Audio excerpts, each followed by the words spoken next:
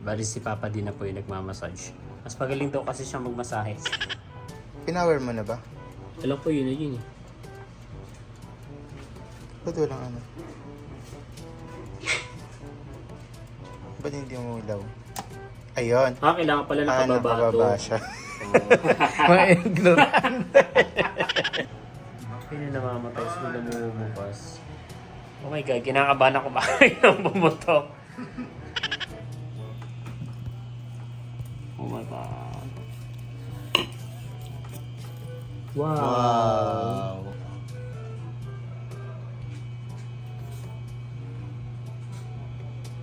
Malasa. Bounce.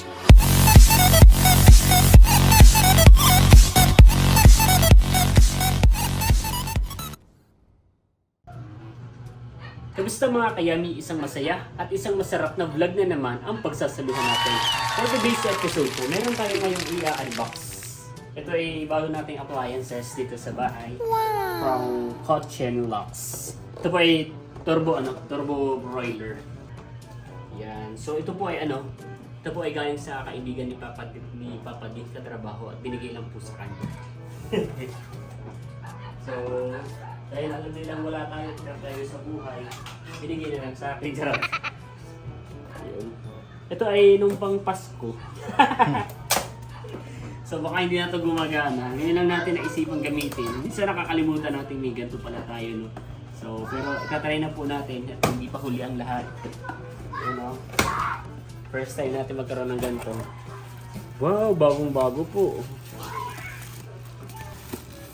Naka-plastic pa po, sealed. Ay, wait lang. Oh, pwede na tayo magbenta ng ano.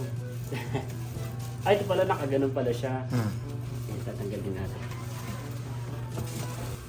Kumusta kaya ang kuryente natin? Pero nakalagay naman yung watch kung ilan siya. Pero,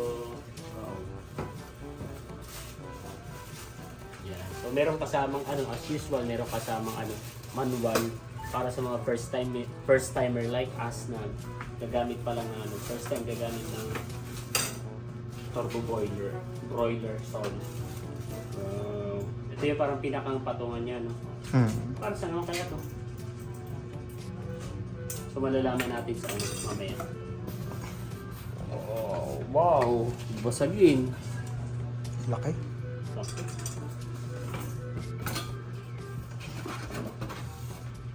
Wow. Hindi naaangat siya. Pero pala wala na. Ganito. Tama ba? Ganyan talaga siya. Ganyan lang. Ito siguro yung pwedeng pang siya. Tama ba? Yata. Pag ipapaupuin mo yung manok. Mamaya na nga yan. Pero ako sure yan nakaganyan. Then ipapatong yung manok. Tapos ay... Oh, napakaganda. Para saan to? Wait natin. So isip tayo na isip kung saan itong itong gato. Ito pala nakalagay dito sa manual. Ito ay tongs. Yan nakalagay tongs. So paano ito mahahawakan? Tongs. Using two hands yan. Kanina po ay namalengke na si Papa D at nakabili na po siya ng manok. Yan. So bali buong manok po yan. Napakalaki. Ang tanong, kasya kaya ito? Tingnan po ninyo. Yan. Wow! Alam mo, na siya pang Thanksgiving party. Kaya na kasing available sa palengke, wala nang maliliit. Nag-iisa na talaga siya. Oh. Puro hiwa-hiwa na yun nandun. Meron tayo ditong barbecue marinade. Tapos ay tanglad. Sa amin ang tawag dito ay salay. Tsaka syempre yung kalamansi, hiwa-hiwain natin ito. Tapos ay kukunin lang natin yung pinakang juice niya. Tapos meron po tayo ditong pamintang pino. Tapos ay sili. Wow, ang ganda ng mga sili, oh. Fresh na fresh, saka po malalaki. Tsaka meron tayo ditong asukal. Lalagyan din po natin ng toyo. Tapos meron tayo ditong tubig. Meron tayong mga baso, tasa. Charot. Yan. So, ang first step po natin na gagawin ay imamarinate po natin itong manok. Yun. So, huhugasan syempre and then imamarinate po natin. So, let's go!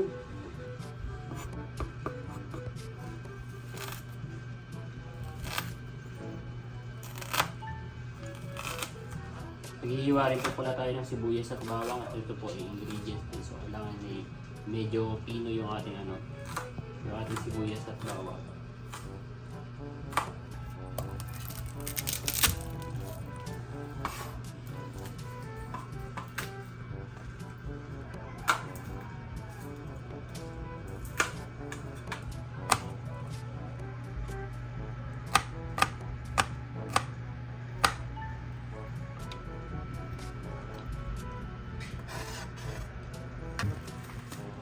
Tapos na po tayo maghiwa ng sibuyas at bawang. Ayan po, medyo makakapal pero okay na yun. Tapos ngayon naman ay maghihiwa naman tayo ng kalamansi at kukunin natin yung pinakang juice niya. Ay mga kayami, ito na po yung kalamansi. So bali na tanggalan na po natin siya ng ng buto. Yun. So ngayon po ay magmamarinate na po tayo ng ng ating buong manok. Yun. So maganda po talaga, i-marinate natin yung manok ng overnight. Pero since gabi na, tapos kailangan na rin natin siyang ulamin ngayon. So i-marinate na lang natin siguro siya ng mga at least 30 minutes or 1 hour. So ganun na lang. Kasi kailangan na natin ulamin. Maglalagay po tayo ng kaunting maglalagay po tayo ng toyo.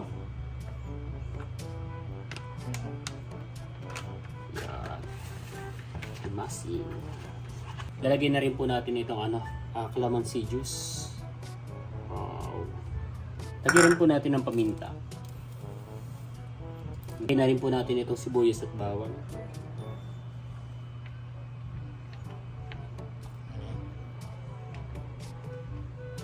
Hindi po natin lahat. Tapos ay ilalagay po natin itong barbecue marinade.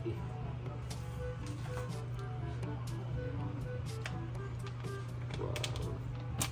Okay. Sorry na. At lalagyan po natin ng kaunting asukal para sa balancing lasa.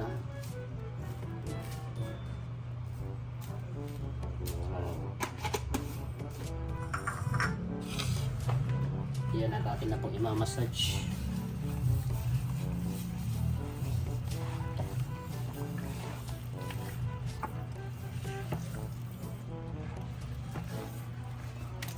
Hi ma'am, moderate or hard?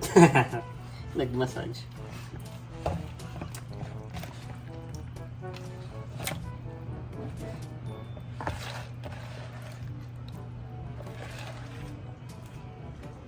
Bali si Papa din na po yung nagmamassage. Mas pagaling daw kasi siya magmasahe. Ganun pala yun. Tapos lagyan na natin itong yung tira kanina. Kasi sibuyas at bawang mo. Tapos yung tanglad. Tanglad ilalagay na rin. Wow. Nung bata pa kasi kami hindi namin afford yung mga ganyang bagay. Kaya Yung tanglad? Hindi, yung pagmamarinate. Tapos May tali ka ba? Ah, Okay. You are so bright.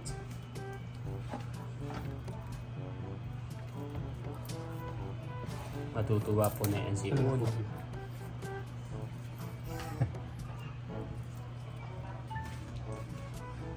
Ayun mga kayami, nakababad na po yung ating manok. Wow. At ito po i-marinate natin ng mga at least 1 hour. So anong oras na ba ngayon? 7:10. So kahit mga mga 8 PM. Ayun, isasalang na po natin siya sa turbo broiler. Dahil 1 hour pa naman po yung aantayin natin na oras para hindi naman tayo masayang yung oras natin, tayo po yung magkakantahan for tonight's. Diba? So let's go. Naglahon na ba ang pag-ibig mo? Sana'y maulit muli. Sana'y bigyan ng pansin ang hiling ko. I remember so well the day that you came into my life. Sa piling na iyong pinagmulan, sa iyong nakaraan, babalik ka rin, babalik ka rin. Walang sagot, nasasaktan, hindi lamang dahilan. Huwag kang matakot, huwag mabahala, kung bumusan lang. Anumang pagsubok may dahilan.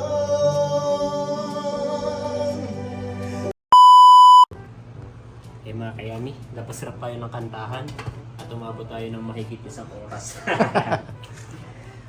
Yun. So, ano po natin, ilalagay na po siya natin dito, ibabaw na natin at sana ay kasya dahil napakalakupag talaga nitong ano natin. Sobra 2 kilo ata o lagpas. Oo nga, eh. Kulang-kulang 2 kilo. Di parang 2 kilo itong daki. Magkano bili mo dito? 180 daw kasi 1 kilo, eh umabot ng 340 ata yan. Oh. Oh my God. Oh my God.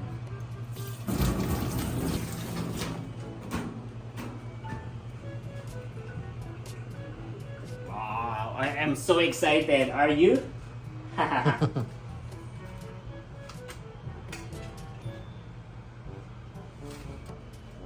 Kinakabahan ako. Baka hindi gumana. Ang hindi ka man yan, mag-a-adobo. Ay, pumasok yung wire.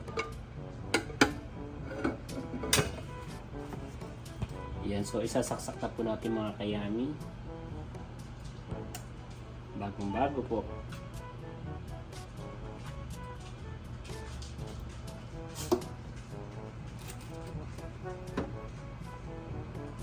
Bali, isiset daw natin siya ng 170 to 180 degree. Ito siya, Celsius. Ayan. Ilalagay natin dito sa ano? Oo. Grade 70 to 180. Ayan. video ito 175. 75. Tapos timer natin siya na 30 to 25 minutes. O 30 minutes na lang. 30 minutes natin. Ah. Oh my God. Nagliliwanag na nga ni. Ayan. 30 na 30 yan. minutes. Yan, okay na yan.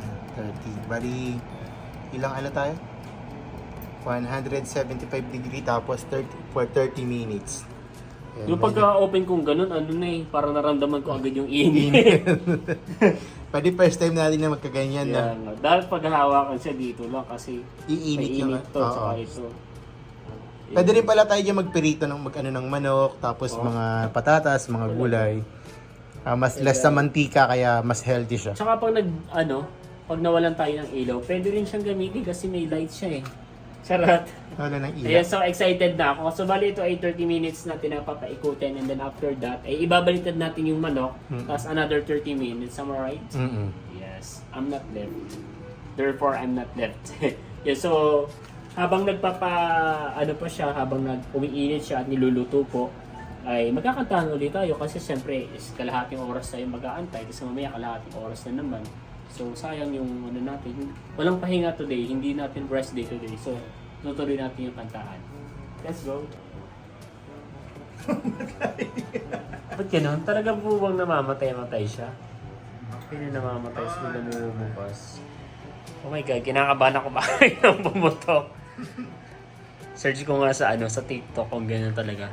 Pinatay nga po namin yung ilaw kasi sobrang liwanag. Ayan o. Tapos bigla siyang namamatay tsaka nabubuhay. So, ano kaya mangyayari? Bakit ganun? Anong purpose nun? Baka inaano niya. Binabalance niya yung init. Kasi pag dire-diretso, baka sumabog. Charot!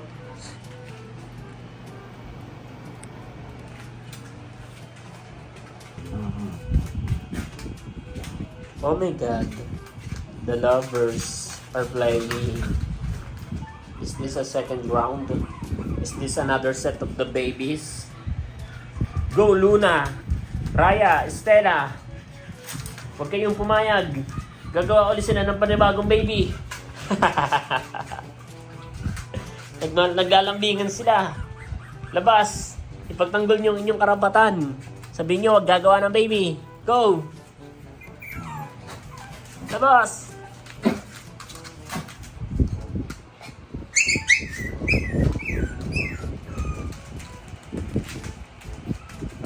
Tigil kayo, no? Napakabait naman akin doon. Mga kayami, natapos na po yung yung 30 minutes na time.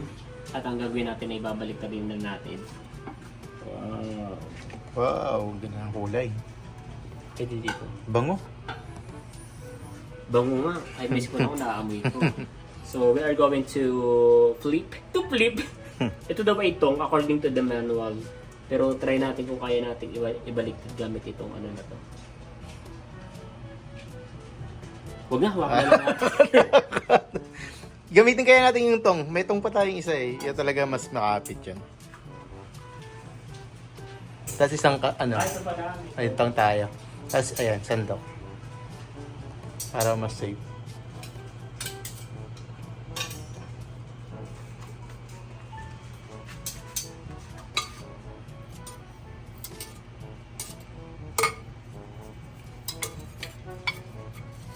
Oh my god, this is my first time. So don't bash me. Don't bash me. Hala, juicy. Wow. Nakita ko kanina, hindi ko alam kung nakita sa camera pero juicy siya.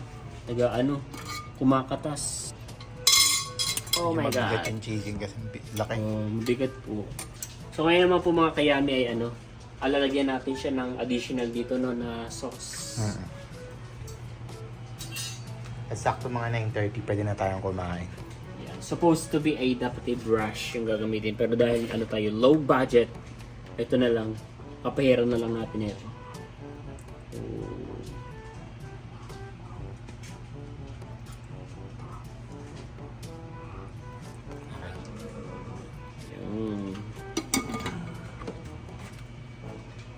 Okay mga kayamin, then after that we will going to set another 30 minutes.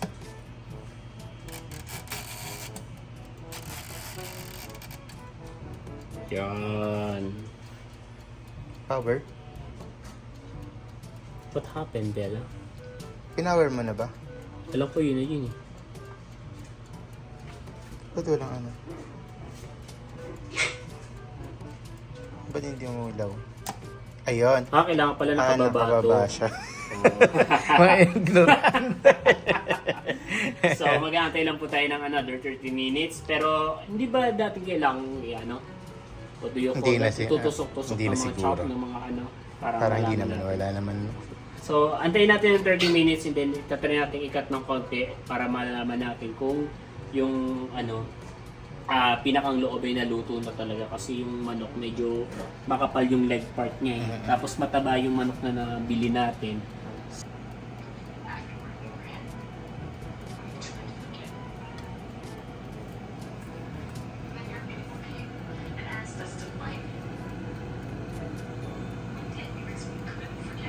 Yan. So, 5 minutes na lang po at mag-e-end na yung time.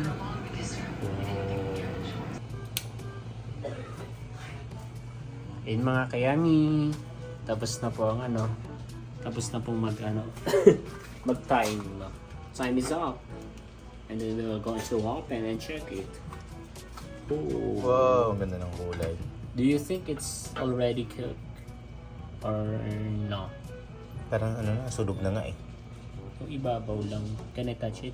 Sige. Wow. Crunchy. So ilalagay natin sa ipi-plating natin. Wow.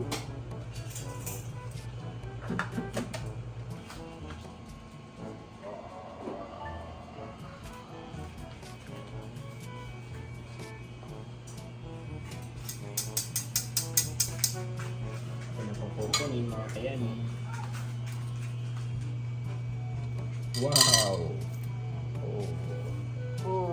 Juicy. Oh. Ganyan ba yung tamang o baliktad? Galing na yan. Parang pwede na rin naman. So after po nating maluto, ay bago po tayo maghain ay itatry po muna natin kasi kung hindi, isasalang ulit natin ng bago.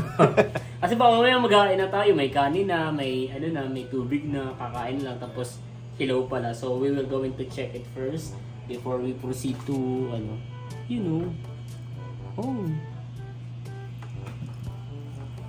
Oh my god. Wow. Luto siya. Luto, no? It's perfect. There's no... Malambot yung buto. Kita mo nahiwa nga yung buto niya.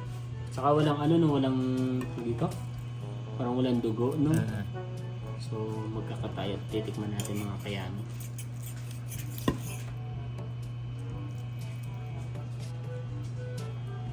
Tingnan natin kung lalaban sa ano. Chooks to. The juiciness.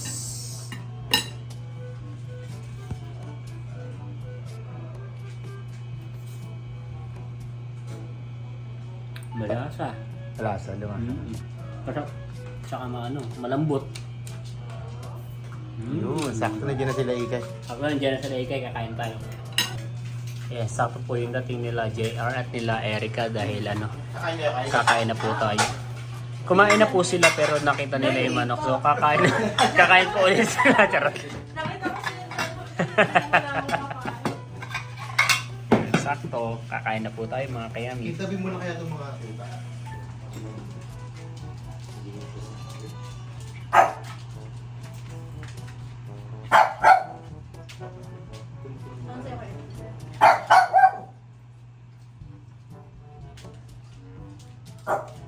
Mamaya, makantay po kayo.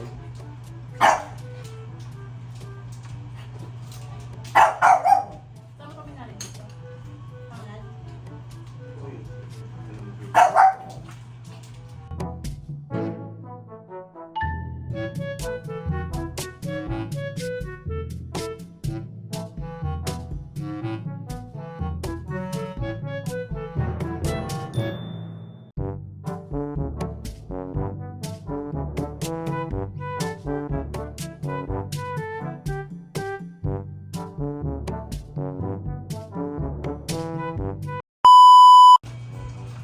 Tumba. Si JR pala nakaubos. Nasa kanya lahat ng boto. Charot.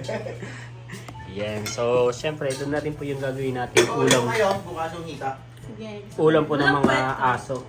Hindi ko alam At kanina pa po nag-aabang. Baka ma-disappoint kapag biglang atay pala yung ulam. Magagalit yan si Uno. Yung mga kayami, tapos na po tayong kumain. Tapos na rin po kumain ng mga babies at lumede. Kaya tulog na. Pero dadalawa. Asa na isa? Hi Scarlett. Asa isa mong baby? Oh, wala. Ayun pala. Nag-aagala. Luna? Luna? Gala ko. Tulugan na. Luna. Tulugan na. Tulugan na, baby. Tulugan na.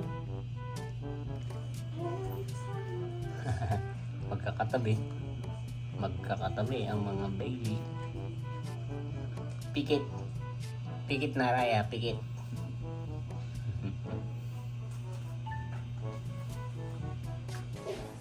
Yan, at matutulog na po tayo mga kayami. Again, maraming salamat po sa lahat ng patuloy na nanonood at sumusuporta hindi lamang sa akin channel, kundi sa buong Team Hitik. Hanggang sa muli para sa isa na namang masaya at masarap na vlog. Good night.